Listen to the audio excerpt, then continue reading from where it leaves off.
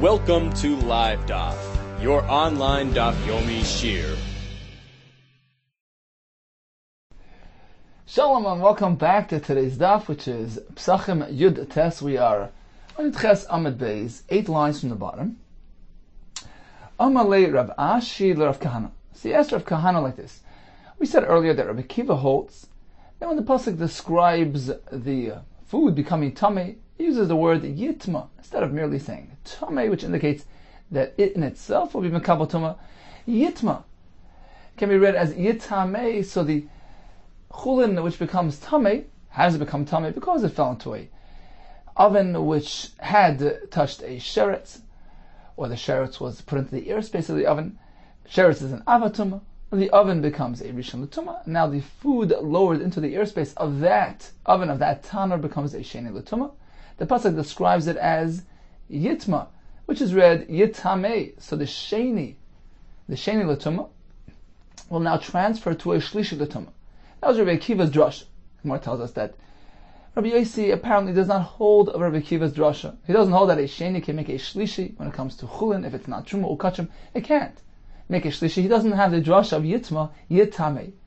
As well as Rabbi Akiva doesn't hold of Rabbi Yossi. Rabbi Yossi, we're going to learn soon, has a whole kavachayma arrangement from which he will learn halachas of tuma for truma, for kachim.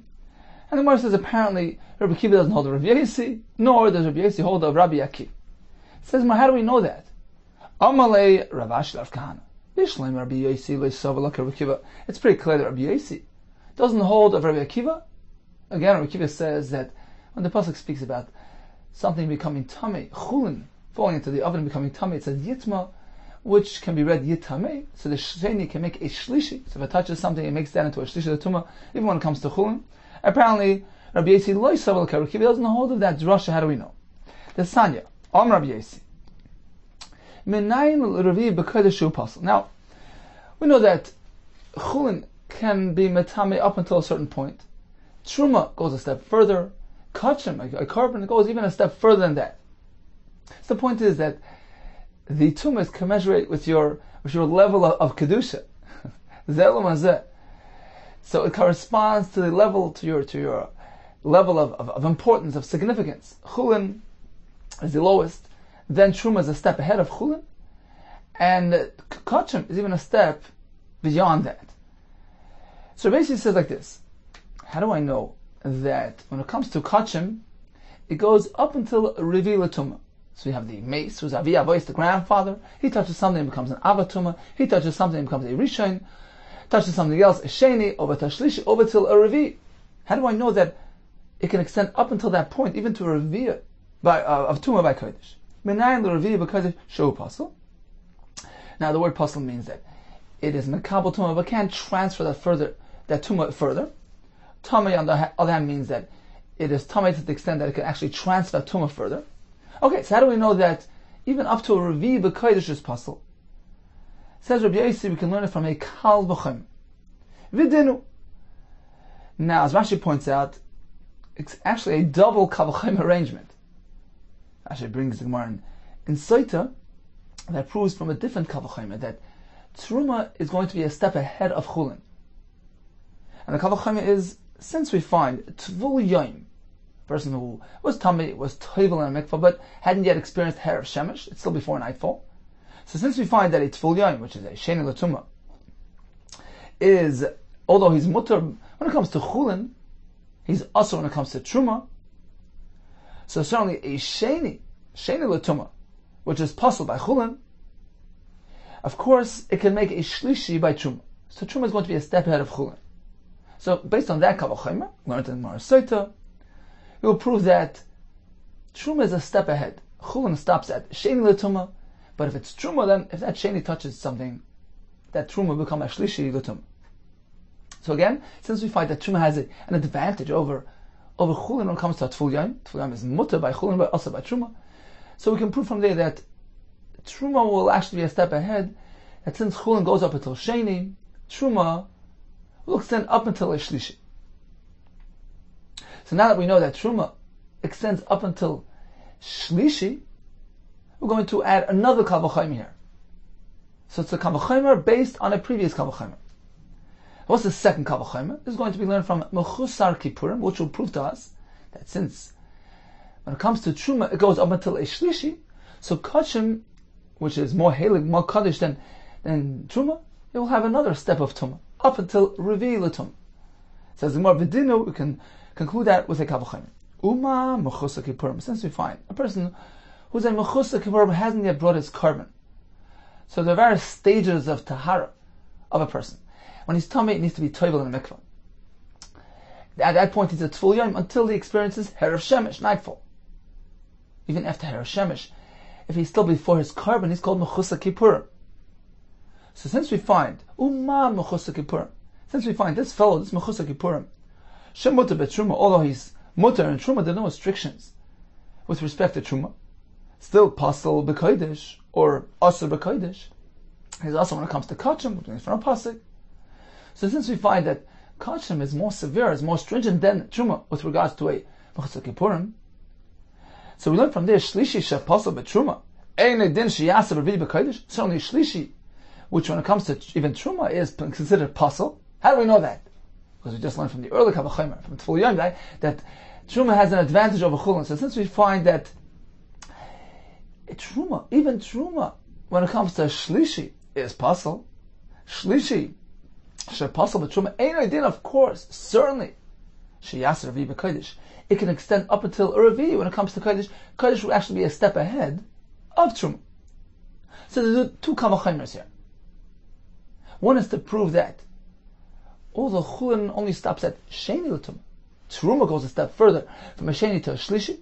That is learned from the kal v'chomer of Tivul Yom. Truma has an advantage over Chulin with respect to a Tivul Yom, which is mutter by Chulin, but also by Truma. Therefore, when we have a Sheni by Chulin, of course it can make a Shlishi by Truma. That's number one. And once we know that Truma has a Shlishi, we're going to prove from the next kal v'chomer that Kachim will have an advantage, one step ahead of Truma. Because since we find that there's an advantage to Kachim over Truma with respect to a Mechusar Kippurim. Mechusar Kippurim is mutter by Truma, but also by Kodesh. So we learn from there, of course, the Shlishi, which is possible by Truma, will make a Revi by Kodesh. Concludes the Brisa, Rabbi Yehuda speaking, V'lamadnu Shlishi v'Kodesh me'aTorah. Actually, Shlishi by Kodesh, we don't need the kal v'chomer for. So evidently the kal v'chomer is going to teach that the Shlishi can make a Revi by Kodesh. How do we know that Kachim has a Shlishi? We already know from the Torah, from the pasuk. U'Revi kal v'chomer, and as a result of that, of the fact that we already know that the pasuk says that Kachim can have a Shlishi, apparently this kal v'chomer from Mechusar Kippurim will prove to us that Kachim is actually a step ahead. U'Revi kal v'chomer, that can make not only a Shlishi, but also a Revi. Explains Rabbi Yehuda, Shlishi m'aTorah d'chsiv, v'basar sheyiga b'chol tamei lo yachal. So the pasuk is saying that when basar of Kachim will touch kol tamei, it's alluding even to a Sheni L'Tumah. The pasuk clearly says that it's something which is a Sheni, is called tamei. Kol asher b'soicha yitma, anything within that oven that touched a sheretz. The sheretz is an av, and the oven is a rishon. So the food which is lowered into that oven becomes yitma. So the pasuk here is telling us that even something which touches a sheni, a basar ashiga b'chol tamei, will touch that thing which was a sheni, fell to the oven, became a sheni. So any basar or kodesh touches that is yitma. Lo yachal. What does that prove that? Something which is a shlishi, and when you touch a sheni, you become a shlishi, is considered to be lo yachal, off limits. So we already know from a pasuk that kachim extends up until a shlishi. So apparently this kal v'chomer, using Mechusar Kippurim, will prove to us that not only Shlishi by Kachim Tamei, but even Revi, it's a step ahead of Truma. So Rashi explains, generally speaking, when we learn something with a kal v'chomer, you can't derive something in a manner that it will result that the derivation is greater than the source. So how do we know that the Kachim is going to have a Revi, since we're going to learn it from a kal v'chomer, from the Shlishi with Truma? So that's what Rabbi is trying to explain, because otherwise, if we're not trying to prove Revi, we already know Shlishi from the pasuk. We don't need a kal v'chomer for that. So apparently this kal v'chomer will come to teach us that Kachim is actually a step ahead of Truma. Truma goes on up until Shlishi, and Kachim up until Revi. And same thing regarding that first kal v'chomer by Tful Yom, which is going to prove that although chulin only goes until sheni, truma can go until shlishi. The same concept, because if chulin and truma are the same, then you don't need a kal v'chomer for that. So apparently kal v'chomer is coming to say that truma, is a step ahead of chulin. Chulin stops at sheni, truma stops at shlishi, and kachim will stop at revi l'truma. Continues the Gemara. So we know the shlishi is from the pasuk abasa shigav chaltami lo yochel. Explains the Gemara, mi le'askina denaga b'sheni. Are we not speaking that the shlishi touched the sheni, and the pasuk is saying that the kachim that touched the sheni becomes the shlishi? So that's a given fact from the Torah. Revim kal v'chomer kedam rinan, and that sets up stage to learn the revi by kodesh from kal v'chomer, as we just mentioned. So this is Rabbi Yossi speaking. Says the Gemara, I'll prove to you that Rabbi Yossi evidently does not hold of Rabbi Akiva. That what? That chulin can go up until ishlishi. That the pasuk describing this thing falling into the cheres and uses the word yitma is meant to be read yitamei. So the sheni which falls into the cheres, into the oven, which is a shlishi, becomes a sheni and can be metame others. That's Rabbi Akiva's drasha. Apparently Rabbi Yossi doesn't hold of that. Why? Because otherwise, let's think for a second. Truma will have to be a step ahead of that. Right? We have a kavachem that proves that Truma is a step ahead of Chulin. So if Chulin can become a shlishi, Yitmo Yitami, the Sheni makes a shlishi, so Truma will extend up until Revi. And Kachim, which is a step ahead of Chulin, of Truma, will make a Chamishi. Says the Gemara, V'yisakat Aitach Sovak Rabbi Akiva, for Rabbi Yossi holds of Rabbi Akiva that Chulin goes until shlishi, Nisni Nami Revi B'Truma, V'chamishi V'Kodesh. So why did Rabbi Yossi stop? When it comes to Truma, he stops at Shlishi. When it comes to Kachim, he stops at Revi. You're always a step ahead of each other.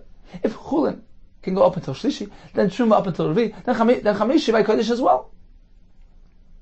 Ella Rabbi Akiva. Oh, so obviously Rabbi Yossi does not hold the Rabbi Akiva. Plain and simple. So that proves our point. No, Chulin only goes up until Sheni. Truma extends a step further up until Shlishi, and Kachim all the way till Revi. So we proved our point.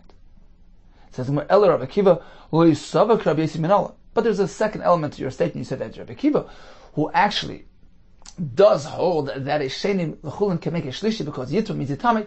How do you know that he doesn't agree with Rabbi Yossi's Kal V'chomer or double Kal V'chomer arrangement? How do we know that? Rabbi Akiva L'savak Rabbi Yossi min nolan. How do you know that? Amar lei. So he responded. This was Rav Kahana, right? Rav Ashi asked Rav Kahana this question. So he said, I'll tell you, Amar lei, d'lo l'ishtamit tana. We don't find any tana. Lo l'ishtamit tana v'lisni revi v'truma v'chamishi b'kodesh.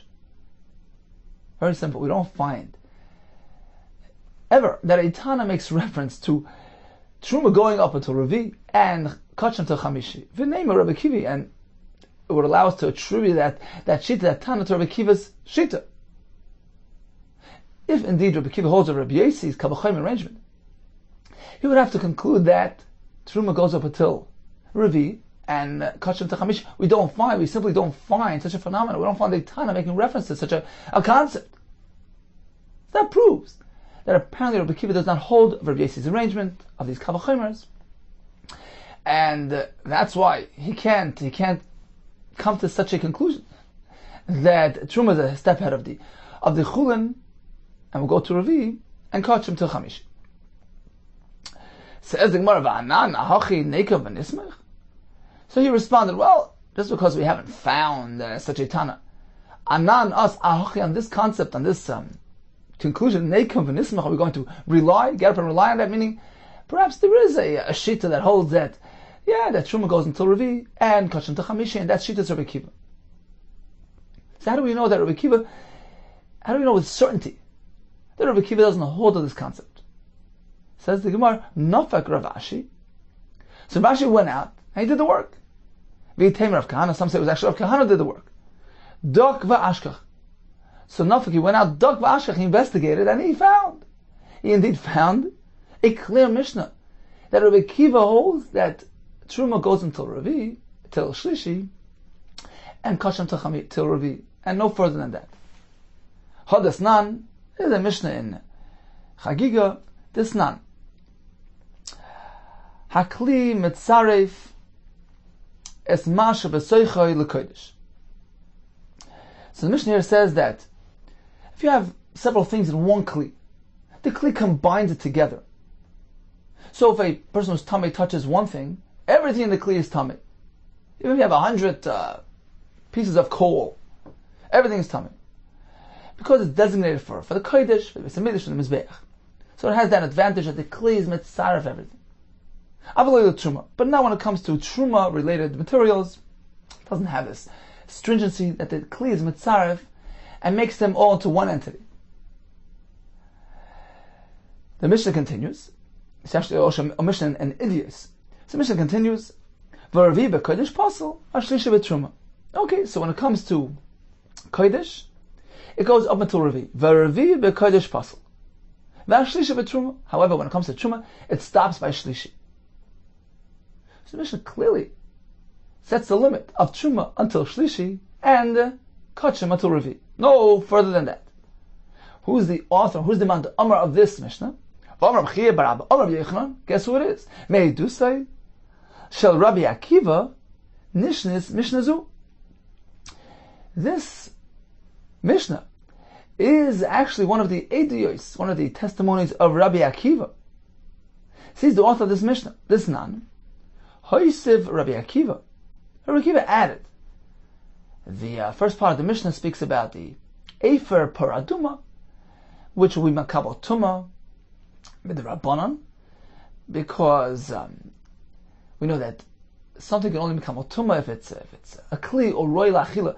Efer Pama, the ashes of the Paraduma is not food, it's not edible, so it's going to become a Tuma with Rabbanan.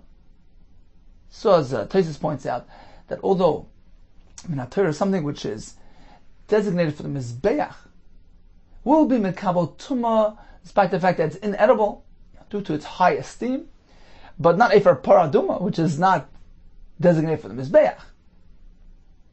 So the Tuma there will be Midrabanan. And the Mishnah speaks about the Efer Para, which will become a Tum Drabanan, and also the Kli will be Mitzarefit. So it's all sitting in one Kli. If the Tamei touches even one small portion of the Efer Para, everything within the Kli has a shared destiny. Everything's considered like one single entity, and everything will become Tamei. So that's how the Mishnah begins. And Rabbi Akiva here is coming to add something. Hoyisiv Rabbi Akiva. It's not Hoyisiv Rabbi Akiva. Not only the Efer Para, we will become a Tumah and the Kli will be Mitzaref from Drabanan, but all these other items as well will have the same concept. Hoyisiv Rabbi Akiva. Hasoilas, the flour for the Mincha Vak, the incense Valavoina, which is the good smelling substance they used to put on the Mincha, Vagecholam, coals, pertaining to all these things.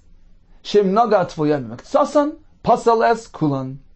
If a Tful Yom touches even just a portion of these things sitting in a Kli, the entire content of the Kli will become Pasal. So it's Rabbi Akiva speaking, and the earlier Mishnah, that Kli Mitzaref es Masha B'Tzaychai L'Kodesh of Avalei L'Truma, is also Rabbi Akiva's edus, it's his opinions, his testimony, that a Kli is Mitzaref, everything that's designated for Kodesh, for Kachim, for the Beis Hamikdash. And what does the earlier Mishnah say? Mishnah they concluded with the words, Revi b'kodesh paso v'ashlishi b'truma, right? So the Gemara is going to make a dik. Revi in chamishilai. Apparently, when it comes to kachim, it only goes up until Revi, according to Rabbi Akiva. Not chamishi, it's too far gone. Shlishi in, when it comes to truma, it only stops until a shlishi. Yeah, that could become puzzle. Revi loy, but not Revi. So, if we know that it's Rabbi Akiva speaking, this concept of Tseruv Kli, that the Kli is Mitzaref, is Rabbi Akiva, and the Mishnah, who is Rabbi Akiva's Shita, concludes by saying that Truma goes until Shlishi and Kachim until Chamishi. Al Makasava. Sorry, one second. So apparently, Rabbi Akiva holds that Shlishi is the deadline for Truma, and Ravi is the end zone for Kachim. No past that. So this proves to us that Rabbi Akiva does not hold Rabbi Yasi. So it's a clear right. So in conclusion, Rabbi Yasi, who presented all these kavachomers, does not hold over Rabbi Akiva. And again, the point was that Truma is a step ahead of Chulin, Kachim, which is more Kaddish, and Truma is a step ahead of Truma. So since Chulin goes up until Sheni, Truma will go until Shlishi, and Kachim to Revi. Apparently he doesn't hold that Chulin can extend up until Revi. He doesn't hold of Yitma Yitam, he doesn't hold of Rabbi Akiva. Otherwise, if the Chulin goes until Shlishi, the Truma will go up until Revi and Kachim to Chamishi, and Rabbi Yeti clearly says it's not so. That's number one. And we also proved that Rabbi Akiva apparently does not have Rabbi Yesi's Kavachayim arrangements, because he himself does hold that Chulin can make a Shlishi. If that would be the case, then by employing these Kavachaymers, what would happen to Truma? It would have a Shlishi, a Revi, and Kachim would have a Chamishi. And we see clearly from this Mishnah, which is a Rabbi Akiva's Shita, that it's not so. Truma only has a Shlishi and Kachim a Revi. So we proved that Rabbi Yesi and Rabbi Akiva don't hold of each other's Shitas. Continues the Gemara on this topic of Tziruf Kli. So Rabbi Akiva just told us that something which is designated for Kedusha, for Kachim, for the Beis Midrash, and sitting in the same Kli is sharing the same destiny, the same function. It's all regarded as one entity. And if you're Matami one thing, in that Kli, everything within the Kli acquires the same Tumah. Now the fact that Rabbi Akiva was Hoisif Rabbi Akiva, he was coming to add. We mentioned that the beginning, the initiation of the Mishnah is in reference to Efer Para, which is certainly only Makabal Tumah Midrabanan. Apparently, the fact that Rabbi Akiva makes reference to that, he says, I'm going to add all these items as well, Soilis and Ketores and Levana, that they will also have this Chumrah that the Kli is Mitzaref. Since he connects it to the Efer Para, I'm coming to add all these as well. That indicates that, what is the basis of this concept? The Raisa or the Rabbanon? Says the Gemara, Al Makasavar Siruf the Rabbanon. It's very clear that Rabbi Akiva holds that Siruf, this concept that it Klikvim, it's Sarif, everything, and form it as one entity, is the Rabbanon, because Rabbi Akiva is adding to the earlier part of the Mishnah, which is discussing the Rabbanon, because the Efer Para is not meant for the Mizbeach, it's not edible, it's only the Rabbanon. And apparently Rabbi Akiva is adding to that all these Soilis and Ketores as well will have a concept of Tziruf. What type of Tziruf? Tziruf is merely the Rabbanon. Upliga, the Rabbi Chanan, this is in the dispute of Rabbi Chanan. The Amar Tzir Daraisa, he holds that this concept that it Klikvim and Tzaref something and make it into one entity is actually learned from the Torah. It's not a Rabbanon. Shenema Kaf Achas Asorazom Leik Torahs. The pasuk is speaking about the Kabbalas of the Nesim. They would take one Kaf Achas, a Sorazov, weighed 10 gold coins. So it was one, and it's full of Torahs. What do we learn from the word Achas? Isn't it obvious that it's one Kaf? HaKosav also kol masha b'kaf achas. The Torah regarded anything within that kaf as one single entity.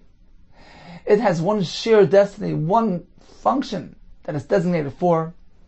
And we learn this from the pasuk, that if you're tamei one portion of that content, the entire content will attain that tumah as well. Okay, so we know a concept called Tziruf Kli. Rabbi Akiva says it's merely midrabanan, and Rabbi Chanan learns from pasuk that it's min haTorah. Continues the Gemara Tanan Hassam, we learned in a Mishnah there in Maseches Idiyos. Mishnah lists many testimonies presented by Rabbi Chanina Skana Kehanan, and one of the testimonies is as follows: Al machad shenimtzeis bebasar. He testified regarding a needle found inside the flesh of the korban, so it was touching the basar. And this kohen handled the basar with his hands using a knife. So what is the halacha of the basar, of the sakin, of the yadayim?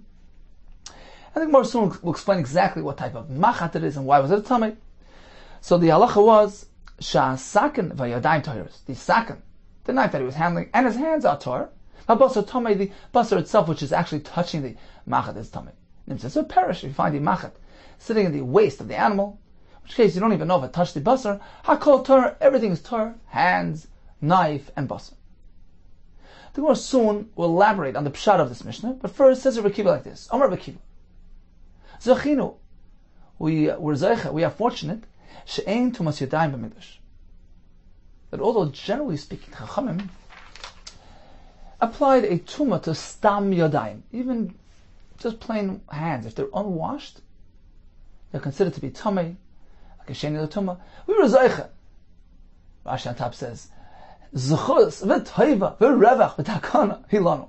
It's great, it's amazing that the Chachamim suspended this tumah of Yadayim in the Beis HaMikdash. Perhaps not to increase tumah by kachim, perhaps because there was less tumah prevalent in the Beis HaMikdash.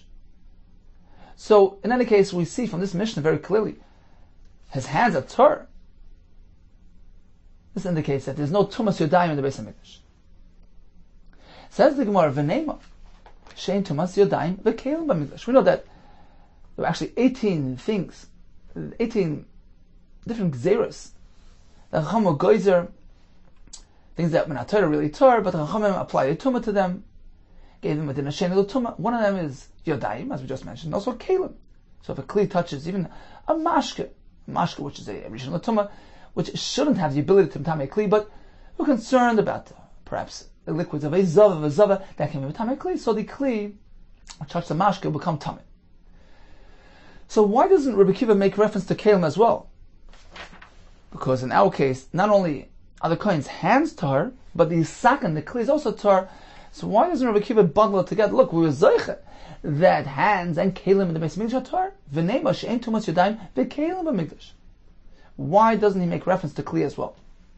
Amar b'damarav, because at that point in history, there wasn't yet a tumah applied to kelim. That's why Rabbi Akiva is not referencing it, because it simply wasn't around yet.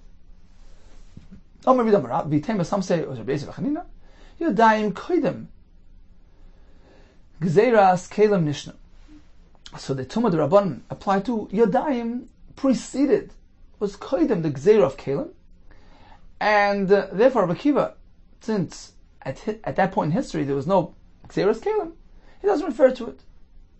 But in reality, it would seem that you're correct, that in the Beis HaMikdash, not only wasn't there a tumah for yadayim, but also not for kelim.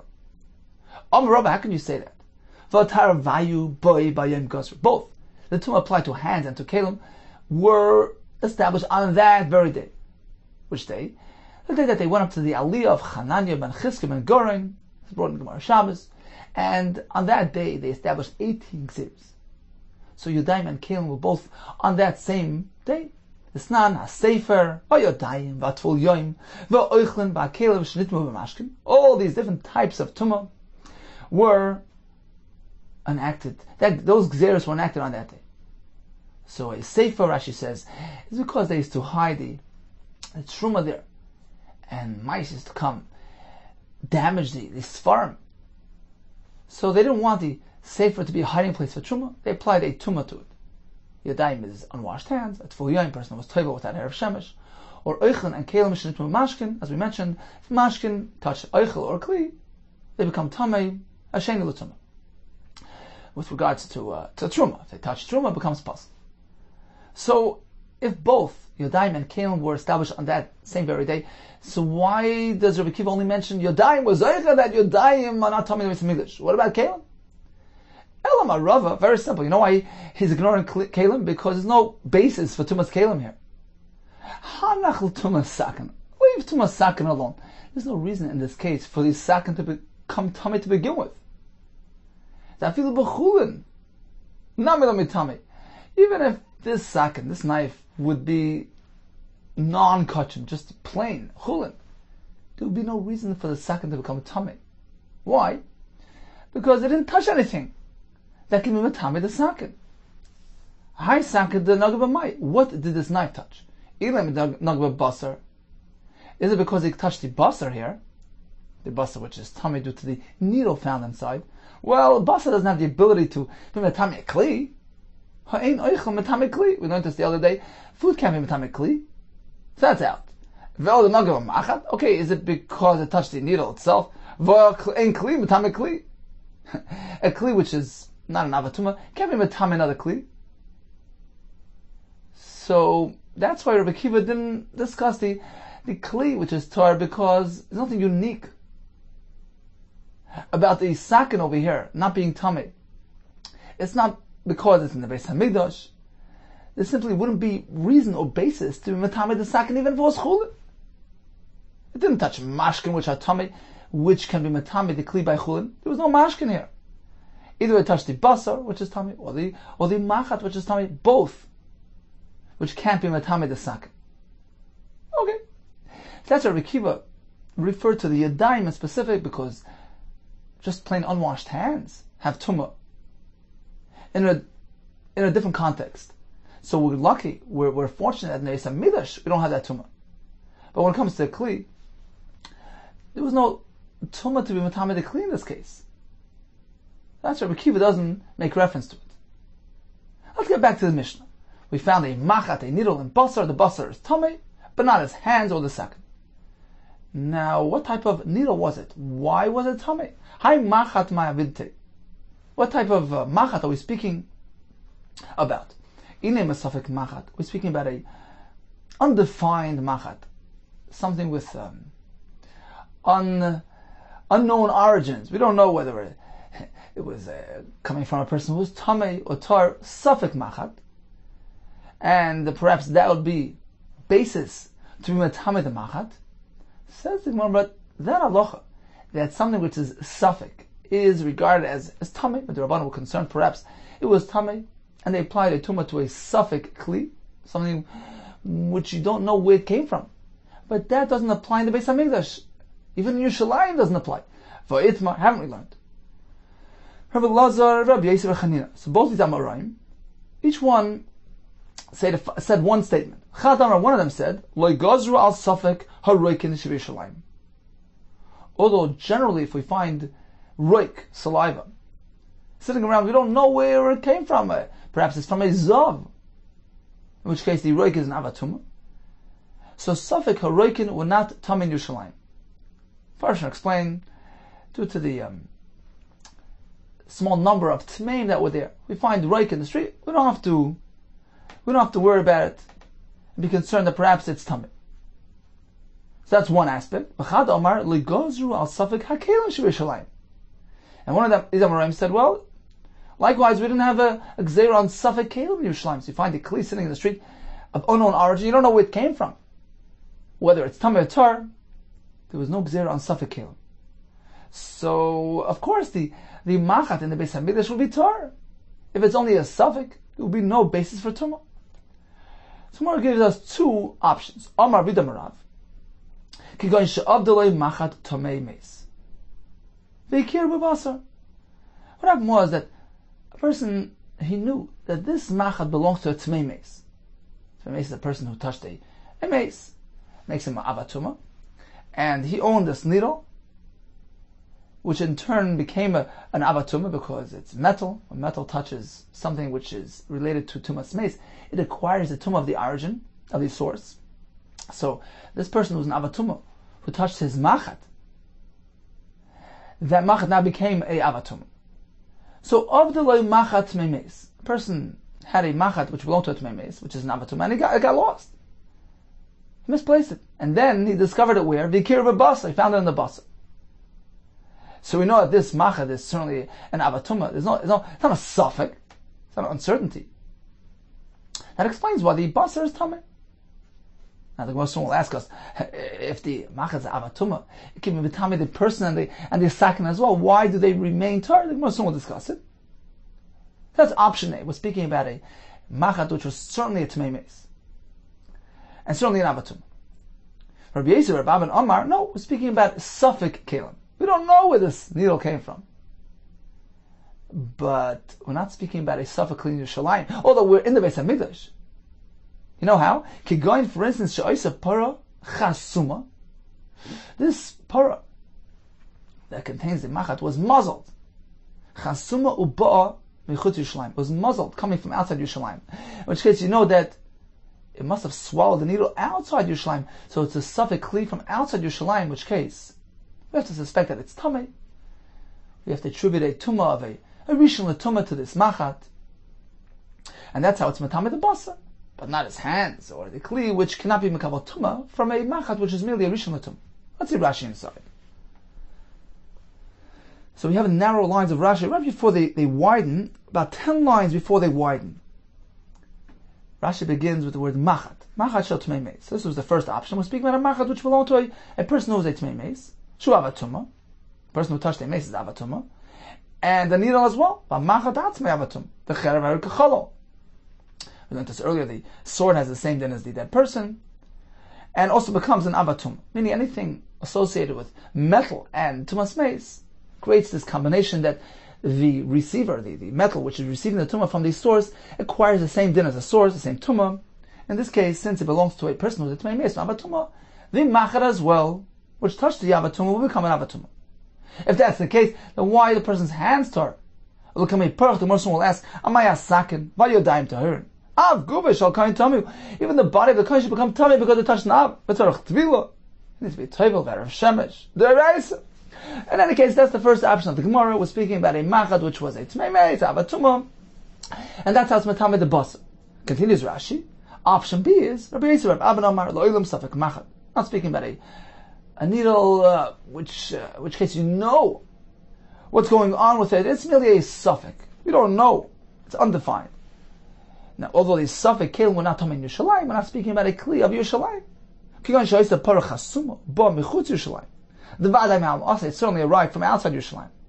The mishneh nichnas l'sham loy balasa, because once it entered Yerushalayim, it couldn't swallow any longer. If that's the case, the havlu suffix kelim shemakom esachirim. It's a din suffixly from other locations, which has a tumah midrabban.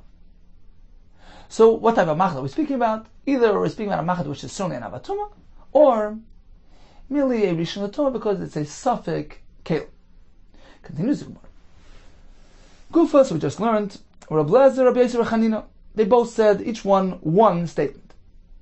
Chadamar one said like Gazra Seifek HaReikin Shebishalayim. Chacham did not establish a gzeira, a tumah for suffix saliva is found in Yerushalayim. Chadamar, the other one said like Gazra Seifek Kelim. They were not geyser on Safek HaKelim Shebishalayim that are found in Yerushalayim. Says the Gemara, what's the chiddush of these Amoraim that both contained in Mishnayos? We already know it from elsewhere. Reikin Tanina, salivas have already been presented in the Mishnah. Kelim Tanina. Likewise, the halach of Safek Kelim in Yerushalayim have already been presented in the Mishnah. Reikin Tanina, we learned saliva does not. Kol ha-reikin Hanem tzor b'Yerushalayim turn. Any reik found in Yerushalayim is presumed to be tar. Chutz mishal shukah elyon, except the ones found in the upper marketplace where the people that were tamei would congregate. So what's the chiddush here? Of course, we have a Mishnah. That's suffix reik in Yerushalayim is tar. Lo tzricha, it must be speaking afakav the chazik zav. Even when we know for a fact there was a zav passing by here. He was a tamei, and then we find saliva on the floor. Perhaps we should attribute it to the zav.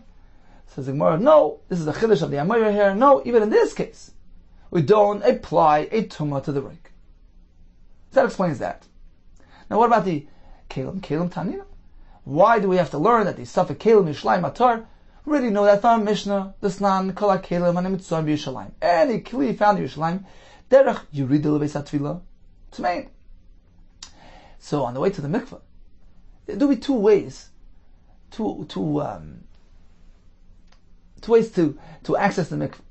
There was the way down and the way up. They were separated by some sort of separation. So a person would take his kli, and which was tamei, and bring it down to the mikveh using one route, one side of the staircase, for instance. And when he was tovel, when he was done being matar the kli, he would bring it up through the other side, perhaps the other side of the staircase. So these two routes were separated and distinct. Says the Mishnah, the kelim hanim tzam b'Yerushalayim derech yerida lebeis hatfila. They were on their way down to the mikveh. In which case, it's pretty clear this kli was tamei and hadn't yet experienced tefillah. Tamei. In this case, certainly the kli is tamei. It's not a stam kli. Stam kli means you don't know whether or not it was tamei. Here you know. Why else is it tamei? Why else is the kli on its way down to the mikveh? So this is unique, and therefore in this case it's tamei. So we make a diak, an inference. Had al matar, and apparently if it's found elsewhere in Yerushalayim, the kli is tar. So it's pretty clear that suffix kelim Yerushalayim atar. So when we don't know, we're not aware of the history of the kli, suffix kelim, it's tar. It's only when you have an indication that it's tamei. So why does the Amoira have to explain to us that suffix kelim Yerushalayim atar? We have a Mishnah to that effect. Says the Gemara, 1 second. Let's proceed to the next part of the Mishnah. According to your approach. Let's take a look at the next part of the Mishnah. Derech aliyah tahirin. If the kli is found on its way up from the mikveh, it's tar. So what does that prove? Let's make it a diak in the other direction. Hada al matmein. Apparently, anywhere else in Yerushalayim it's tummy. Only when you have a strong indication that this kli is tar, it's on its way out of the mikveh, then okay, rest assured that it's tar. But otherwise, anywhere else in Yerushalayim, the street will be tummy. So really have conflicting inferences, conflicting diyukim. So which way we went to go? That's why we need the Amir to tell us which way we went to learn the Mishnah. Ela Reisha Dafka. Then we went to learn the first part of the Mishnah, Dafka. Mishnah says that a kli found on its way down to the mikveh is tummy. Yeah, because here we know that the kli was tummy and is awaiting tevilah. It's not a safek kli; it's a vadei tummy. But when you found the kli sitting in the marketplace, in which case it's merely a safek kli, you have no idea whether it was tummy or not. In that case, the kli is tar. So that's the point of the Amur, to highlight the Reisha, to teach us how we're meant to approach this Mishnah. That a safek kli is tar, it's only if it's on the way down to the mikveh it's tummy. But say for lav dafka. And the second part of the Mishnah, that only derech aliyah is tar, which would indicate that otherwise it's tummy. No lav dafka. It's not specific. Well, fuki gezyas. The Mishnah is simply trying to tell us that the gezyas are the alleyways which are access routes to the mikveh. So one whose keli became tummy, he would access the mikveh through these gazyasa, these little alleyways. If you find a kli there, then you really don't know what happened to the kli. Was it already toivel or not? We don't know. It's not like it's on the staircase of the actual mikveh, in which case you can see clearly, okay, it's on the way down, it's on the way up. The alleyway before the staircase, before the entry to the mikveh, is an unknown area. It's a no man's zone. You don't know which way was dropped, if it's on its way to the mikveh, on the way up from the mikveh. So in that case, since you know with certainty that this kli was tamei, otherwise why would it be found near the mikveh? It's not just a safek kli. In that case, there was a vada tumah here, and an unknown. It was a safek whether it was removed. In this case, you have to suspect the worst, and the kli is tamei. So that's the point of the Amur, to show us how we're meant to learn the Mishnah. That when it's merely a safek kli found in the street, and certainly if it's on its way up from the mikveh, it's tar.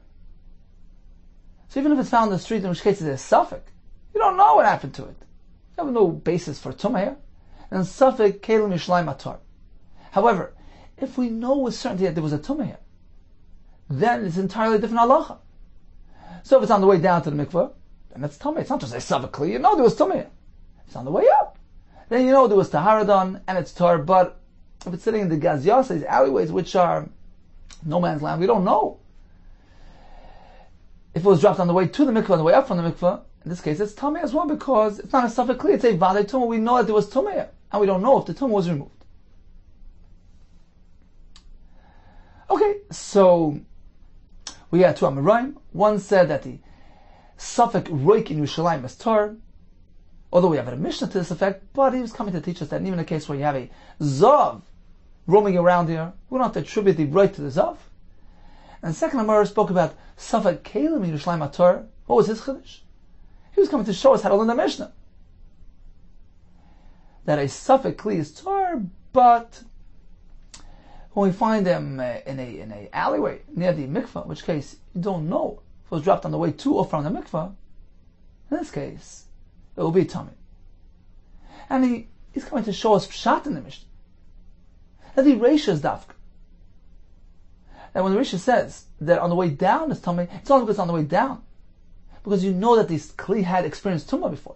But otherwise, if it's sitting on the street, in which case it's simply a safek kli, of course it's tar. Okay, let's get back to the machat found in the basar of kachin. What was the nature of this machat? Why would it have tumah? So either it was a stam kli, the parah was muzzled, coming from outside Yerushalayim, and you found a machat in it. We don't know. It's unknown. We don't know where the machat came from, if it was tamei or tar.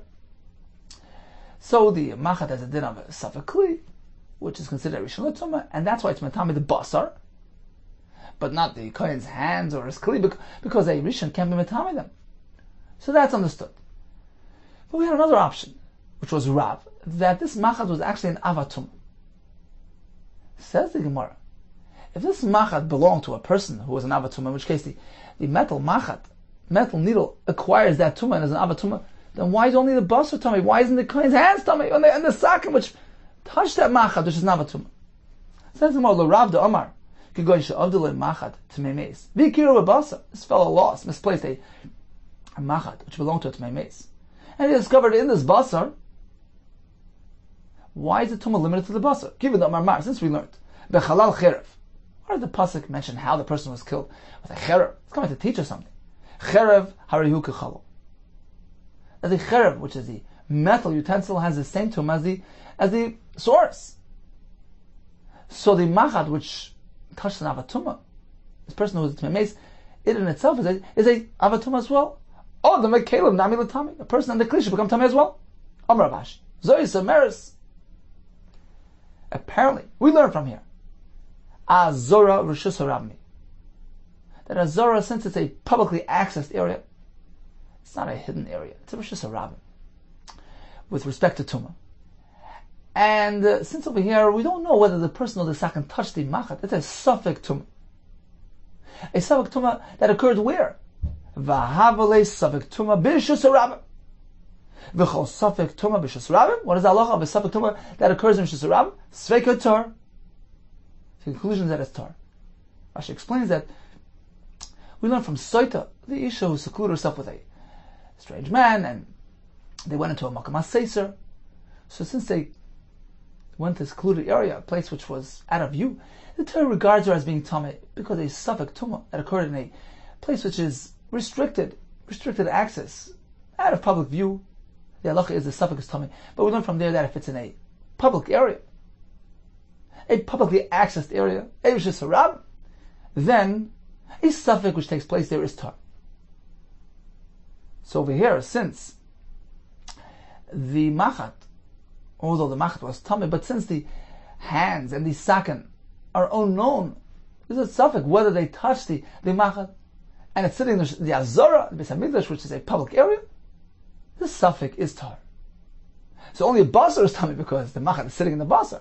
But otherwise, hands and sakin remain free of tumah because it's an unknown whether they touched the machat. Says the Gemara, Ha b'shus hayachad sveika tummy. Okay, so apparently if this would have happened in b'shus hayachad, the halacha would be that the suffix is tummy. Ha b'shus hayachad sveika tummy. Let's analyze. Michti. Hi machat. Dover she'im boidas lishol. This machat doesn't have intelligence to be questioned as to what precisely happened here. And we know that v'chol dover she'im boidas lishol, whenever we're dealing with something which can't be questioned, it doesn't have das, doesn't have intelligence to be questioned as to what precisely occurred here.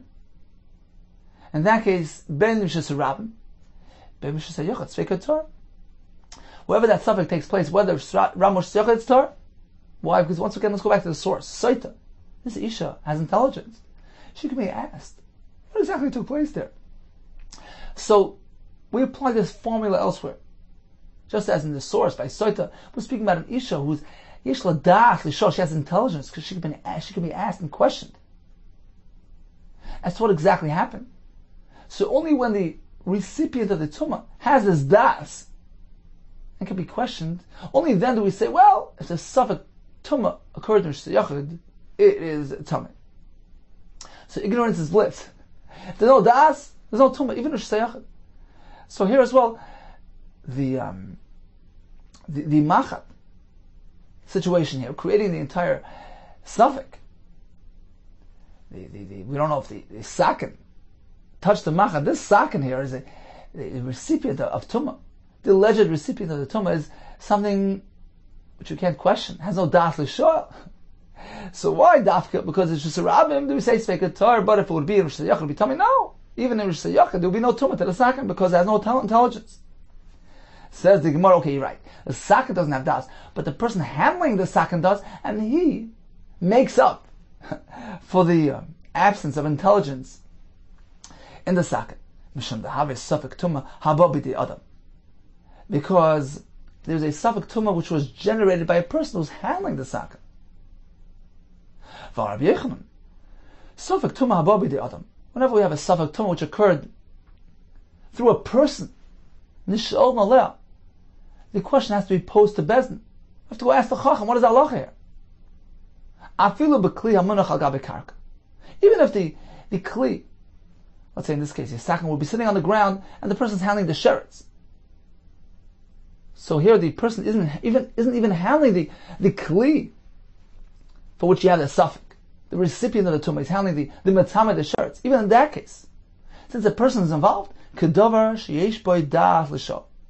It has the same din like a tumah involving itself with a person that has das l'shol, has intelligence that can be questioned.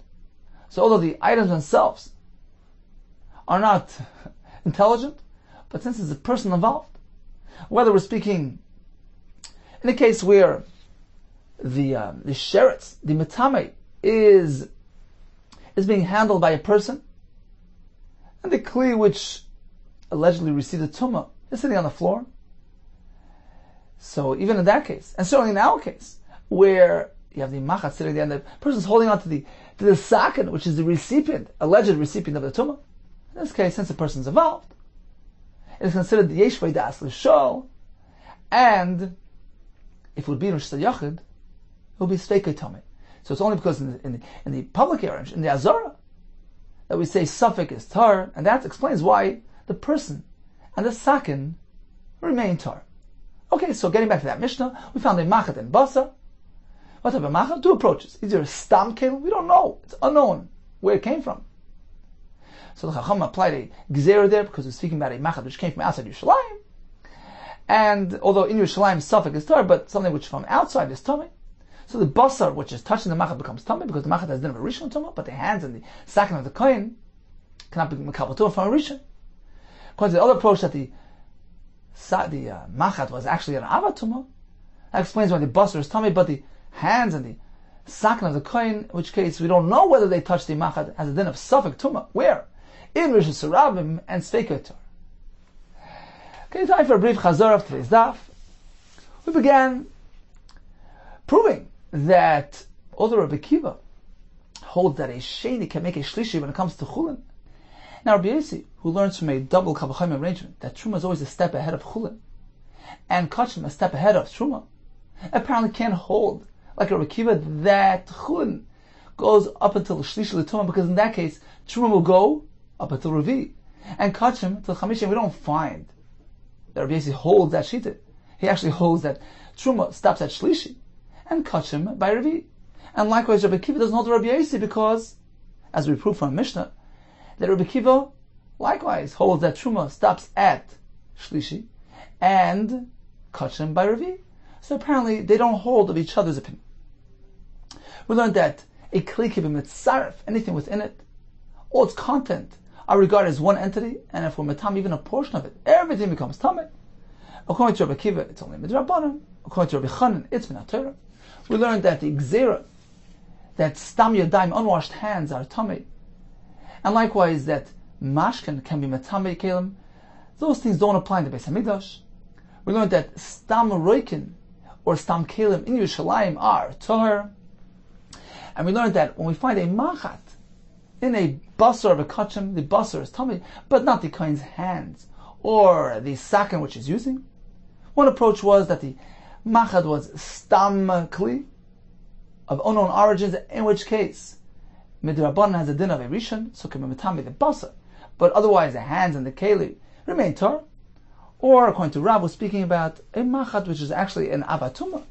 That's why it's mitami the basar, but not the hands and not the sakin, because they don't know if they came into contact with that machat.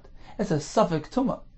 Birshus harabim, the azara, which is the Birshus harabim, and therefore the halach is sveikei tar.